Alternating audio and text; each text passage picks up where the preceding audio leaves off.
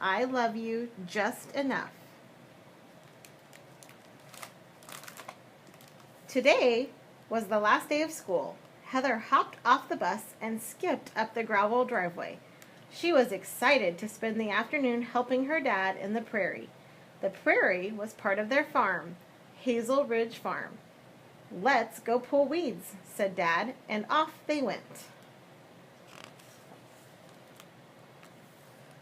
Once in the prairie, Heather settled in among the grasses and flowers to watch a spider weave her silky web. "Look what I found," Heather said, holding up a fragile snake skin. Heather gathered all the treasures that she had found: a sparkling stone that glittered gold, a piece of wood with beetle scribblings etched into it, a brown speckled eggshell, and a red feather for her hair. Pulling weeds was fun. From the corner of her eye, Heather saw a fuzzy something move. "Dad," she said quietly, "come quick." "What have you found now?" he asked. "Shh." Heather put her finger to her lips. "You'll scare him." Hiding in a cluster of purple lupins was a frightened duckling. "Now that is quite a treasure you found," Dad said. "It looks like this little guy has been separated from his family." "Will his family come back for him?" Heather asked. "Or can I take him home and be his family?" "I don't know, Heather. Taking care of a baby animal is a lot of responsibility," Dad explained. "You have to keep him safe and warm and fed. You have to teach him how to be a duck, to swim, to hunt for bugs, and how to fly." "How will I teach him how to fly?" Heather asked. "Well, we might have to rely on nature for that," Dad said with a smile. "I will keep you safe," she said. Then Dad put on his serious face. "The hardest thing that you will have to do is not to love him too much." "I don't understand," Heather frowned. "Why can't I love him as big as I love you and Mom?" "Loving him will be the easy part.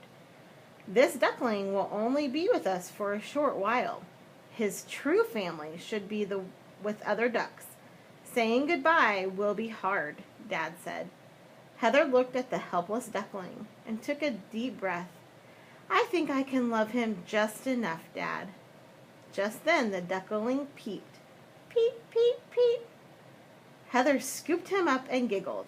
"You even told me your name, little duck. I will call you Mr. Pete." Back at home, Heather asked, "What kind of duck is Mr. Pete?" "Look at these tiny little claws on Mr. Pete's webbed feet," Dad pointed out. "Wood ducks nest in hollow trees or wood duck boxes, just like the boxes on our ponds. When the ducklings hatch, they use those tiny claws to climb out of their nest." An empty fish aquarium with a tight-fitting screen on top provided a safe place for Mr. Pete. He nestled under the heat lamp just as he would under his mother, content with his new home. Dad knew that the ponds were the perfect place to find tasty duck treats for Mr. Pete. As Dad paddled the canoe, Heather scooped up all kinds of squiggly things living in the pond. Soon her bucket was overflowing with wiggly whirligigs, dragonfly larvae, crayfish, tadpoles, mosquito larvae, and more. Every morning, Heather filled a big bowl with pond water and creatures. As soon as Mr. Pete saw movement, he would hop in and begin eating everything he could catch. Mr. Pete splished and splashed and bathed and played. Heather smiled. She took her job as a mother duck very seriously. Each day, Heather lifted Mr. Pete from his aquarium home and set him on the floor. They played follow the leader. When he ran, his floppy web feet flapped and slapped on the wood floor. One day he ran so fast his feet lifted off the floor. "You're a good duck," Heather cheered, and Mr. Pete peeped. "Let's see if he likes to swim in a big pond," Dad said one morning as he put Mr. Pete in the bathtub. The duckling swam and splashed and dipped and dived as Heather stayed close. And so it went for many weeks. Mr. Pete explored every corner of the house, had daily bathtub swim, and grew bigger every day. He had even grown accustomed to helping Heather with her daily chores. She helped Mr. Pete to the top of the rabbit hutch so that he could take in all sights. He watched as she fed the rabbits and the chickens and gave grain to the horses. When the horses came too close, Mr. Pete made a frightful peet-peet. "Have you had enough chores?" she giggled. Heather and Mr. Pete ran around the farm. They ran when it was sunny. They ran when it was rainy. She always knew exactly where he was by the sound of his floppy feet and his flapping wings. One day, Heather ran ahead to chase a butterfly, leaving Mr. Pete behind. She turned around just in time to see Mr. Pete lift right off the ground and fly overhead. "You did it," she called out. "You can fly." It seemed to surprise Mr. Pete, too. He circled around, landing with a clumsy plop at Heather's feet.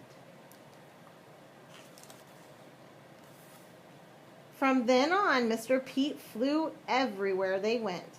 Heather wondered how the ponds and woods and prairies looked from Mr. Pete's sky-high view. She imagined what it would be like to fly right next to Mr. Pete. The warm summer days were perfect for swimming and fishing. Heather watched Mr. Pete dart for water bugs and minnows. "Look at Mr. Pete, Dad. He doesn't need my help to find food anymore." Dad smiled from the nearby dock as Heather and Mr. Pete splashed, bobbed, and floated. One day after swimming, Mr. Pete wouldn't follow Heather and Dad from the pond like he usually did. "Come on," she coaxed. "It's time to go home. It's not safe for you to be alone." She tried to catch him, but he flew away. Heather called and whistled, and still no Mr. Pete. "Daddy," Heather cried, "he's not ready to be on his own. Something might eat him." Dad hugged her tight. "Mr. Pete knows where he belongs, and it's not on a farm." Heather sniffed. "But he will be all by himself, in the dark." Heather tried to be brave and not cry, but the sadness of Mr. Pete leaving was just too big.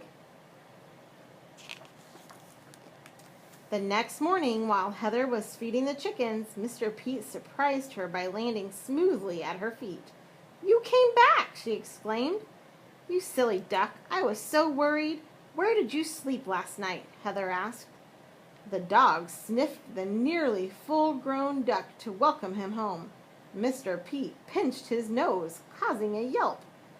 "I guess you can take care of yourself," Heather said to Mr. Pete. Summer vacation ended and school began. Heather returned to her school friends, and Mr. Pete found friends of his own. She would see Mr. Pete at the pond now and again, but he stopped helping her with his chores. Dad had reminded her that she had done a wonderful job raising Mr. Pete to be a strong and confident duck. Heather's job was done, and now it was up to Mr. Pete. She would need to trust that he would find safety in a new family, a family of wood ducks just like him. Shorter days and cooler nights meant birds of all kinds would begin their long journey south where the weather was warmer. Heather wondered if Mr. Pete would know to go with the other wood ducks. Heather showed Dad on the calendar how many days since she last saw Mr. Pete. "It's been 10 days. Do you think he has flown south with his new family?" Heather asked. "I am sure of it," Dad nodded. You should be very proud of how you helped Mr. Pete. Heather sighed. Do you think I will ever see him again? Dad paused and then said, Ducks usually return to the place where they grew up. Mr. Pete may visit Hazel Ridge next spring, but if he doesn't, we'll know he found his own place in nature. He's not a farm duck anymore. Heather hugged Dad a long time.